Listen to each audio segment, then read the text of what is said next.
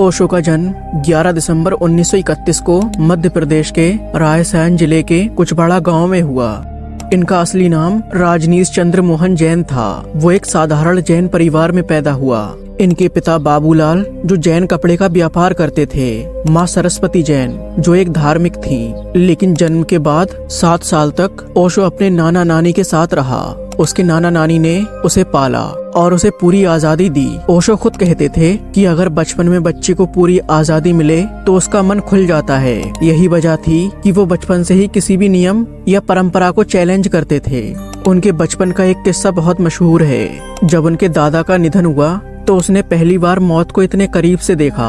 वो घंटों बैठकर सोचता रहा कि मौत क्या है और जिंदगी का असल मतलब क्या है।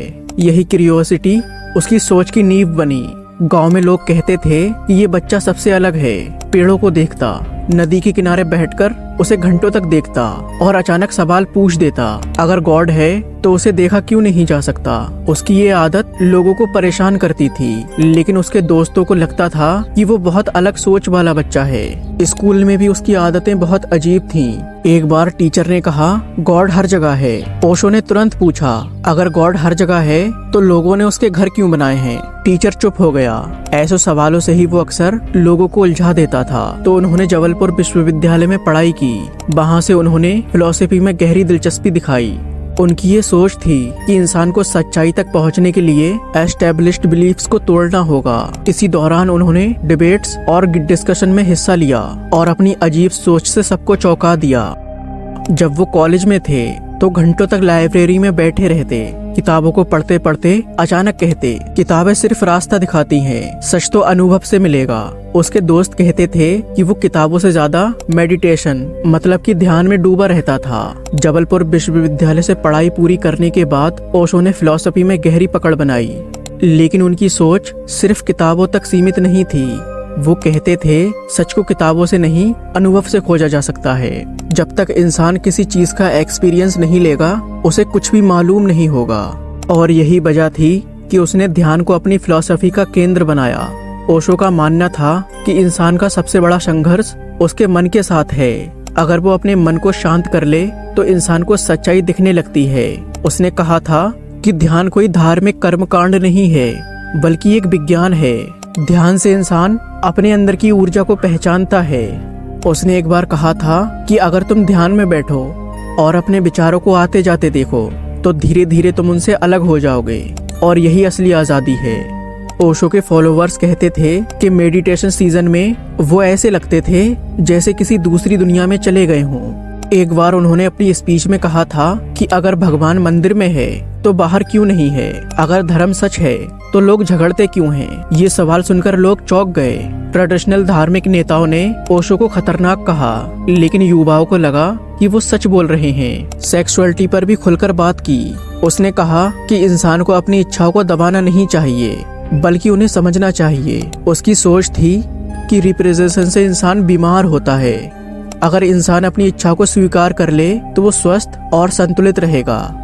ये विचार उस समय के लिए बहुत विवादित थे, लेकिन युवाओं को लगा कि ओशो सच बोल रहे हैं। ओशो की एक और अजीब बात ये थी कि वो मन की शांति और साइंस को एक साथ जोड़ता था।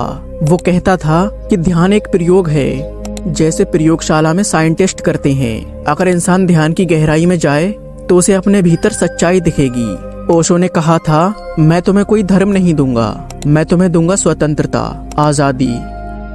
ये स्टेटमेंट इतना अजीब था कि लोग हैरान रह गए। धीरे धीरे ओशो के फॉलोअर्स और उसकी पॉपुलैरिटी बढ़ने लगी। भारत ही नहीं बल्कि विदेशों से भी लोग उसे सुनने लगे। उसके लेक्चर्स हजारों लोग बैठकर देखते।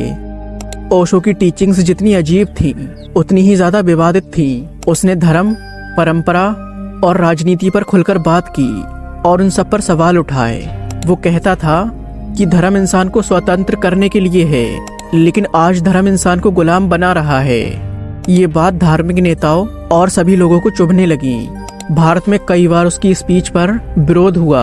लोग कहते थे कि ये युवाओं को भटका रहा है, नई पीढ़ी को गुमराह कर रहा है, क्योंकि वो हर चीज पर खुलकर बात करता था। उसकी बातें समाज को बहुत असहज महसूस कर देती थीं।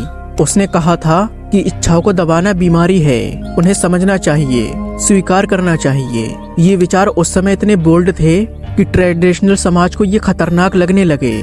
1970 के दशक में उसने पुणे में एक आश्रम खोला। वहाँ ध्यान और थेरेपी के नए प्रयोग शुरू हुए। हजारों लोग वहाँ आते थे। भारत ही नहीं बल्कि अदर कंट्री से भी लोग आने लगे। लेकिन जैसे जैसे उसकी पॉपुलैरिटी बढ़ी वैसे वैसे उस पर सवाल और विवाद उठने लगे। लोग कहते थे कि उसके आश्रम में अनुशासन नहीं है, वहाँ आजादी के नाम पर अराजकता है। एक बार स्थानीय अखबार में लिखा कि पुणे आश्रम में सब कुछ खुला है, धर्म, सेक्स और राजनीति भी। यही उसकी सबसे बड़ी आलोचना बन गई। इसके बाद साल 1980 में ओशो अमेरिका चला गया और ऑर्गेन राज्य में रहने लगा और वहीं पर उसने एक कम्यून बनाया। ये कम्यून दुनिया का सबसे बड़ा आध्यात्मिक प्रयोग था। वहाँ मेडिटेशन हॉल्स, फार्म्स और रहने की जगह बनाई गई। लेकिन स्थानीय लोग कहते थे कि ओशो के फॉलोअर्स, उसके स्टूडेंट्स कानून तोड़ रहे हैं। इसके बाद कम्यून पर आरोप लगे कि वहाँ हथियार जमा किए जा रहे हैं, जमीन पर कब्जा किया जा रहा है और राजनीति में दखल दी जा रही है। इसके बाद अमेरिकी सरकार ने उस पर और भी आरोप लगाए और उसे गिरफ्तार कर लिया गया। फिर उस पर केस चला और कानून तोड़ने जैसे आरोप लगे। ओशो ने कहा ये सब राजनीति है और सच्चाई बोलने की सजा दी जा रही है। लेकिन अदालत ने उसे दोषी पाया और उसे अमेरिका से बाहर भेज दिया। केस के दौरान उसने कहा था, मैंने कभी किसी को गुलाम नहीं बनाया, मैंने सिर्फ आजादी दी। अगर ये अपराध है तो मैं दोषी हूँ। ये बयान उसके फॉलोअर्स और उसके मानने वालों के लिए आइकॉनिक बन गया। इसके बाद वो वापस भारत लौट आया। भारत लौटने के बाद भी विवाद ने उसका पीछा नहीं छोड़ा। लोग कहते थे कि उसकी बातें समाज को तोड़ रही हैं, लेकिन उसके फॉलोअर्स, उसके मानने वाले कहते थे कि वो सच बोल रहा है। उसकी सोच थी कि अगर इंसान सच की तलाश में है तो उसे पुरानी मान्यताओं और परंपराओं को चैलेंज करना होगा। यही वजह थी कि वो हमेशा विवादों में रहता था। ओशो का केस और विवाद हमें ये दिखाते हैं कि सच बोलने वाला इंसान अक्सर समाज के लिए खतरा है। लेकिन उसकी पॉपुलैरिटी ये साबित करती है कि लोग सच सुनना चाहते हैं, चाहे वो कितना भी अनकंफर्टेबल हो। भारत लौटने के बाद ओशो ने फिर से आश्रम शुरू किया। वहाँ हर दिन हजारों लोग आते थे, लेकिन कंट्रोवर्सी उसका पीछा करती थी। सरकार और समाज दोनों ही उसे लेकर डिबेटेड थे। कुछ लोग कहते थे वो खतरनाक है और जबकि कुछ लोग कहते थे कि वो सच बोल रहा है।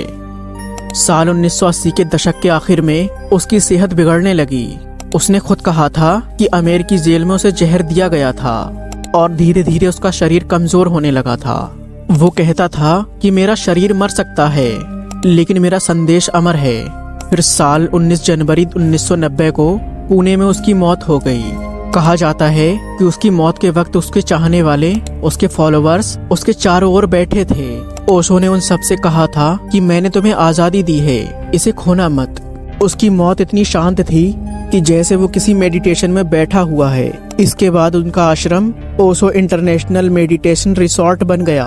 वहाँ लोग आज भी ध्यान करने आते हैं, उसकी किताबें, उसकी स्पीच सुनने आते हैं। दोस्तों, उम्मीद है आपको ये वीडियो ज़रूर पसंद आई होगी। अगर वीडियो अच्छी लगे तो वीडियो को लाइक करके चैनल को सब्सक्राइब ज़रूर से कर दें। मिलते हैं किसी अगली वीडियो में।